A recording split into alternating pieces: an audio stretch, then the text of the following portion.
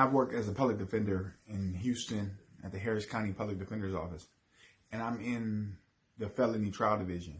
And every week, the Felony Trial Division, we have what's called a case review, where we go over cases we have and we talk about it with colleagues to get ideas, ask questions, get better understanding about things we can do on our cases to make us better, to be better advocates for our clients, to think about things we potentially might not have thought about. Because people have a wide range of experience.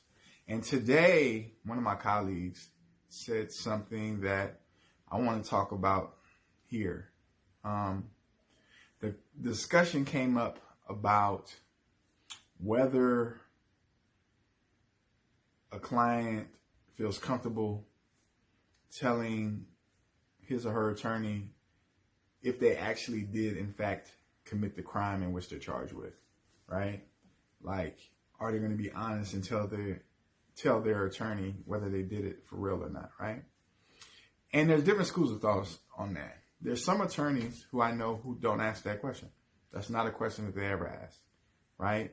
And there's some attorneys who ask that question, right? Say, hey, tell me what's going on. Now, let me just give a couple of disclaimers.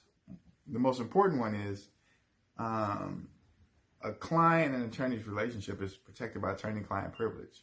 So whatever the client talks about with the attorney is protected. Legally, the attorney can't talk about it with somebody else, or they could lose their license, go to jail, get disbarred, a lot of different things. Secondly, and I think just as important, the attorneys, I think, who do ask the question, did you do it? They're asking it from the viewpoint of, hey, I need to know the big picture. I need to know the whole picture, because as the attorney, we don't care whether you did it or not. Only thing we care about is if the state can prove it, right?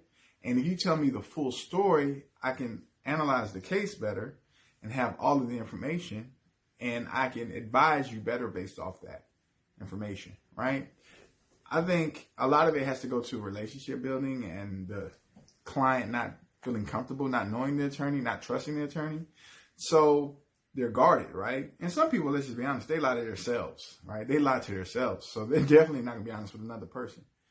But when attorneys are asking questions in that manner, asking, did you do it, or things like that, it's from a case standpoint. What can the state prove? Let's have all the information, right?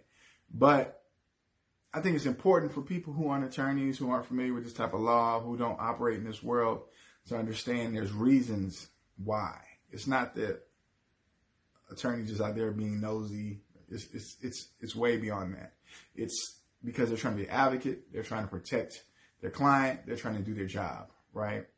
So it's important to understand if your attorney is talking to you and asking you those questions, they're asking you for a reason, because it is relevant potentially to, what evidence could exist, could not exist, and things of that nature.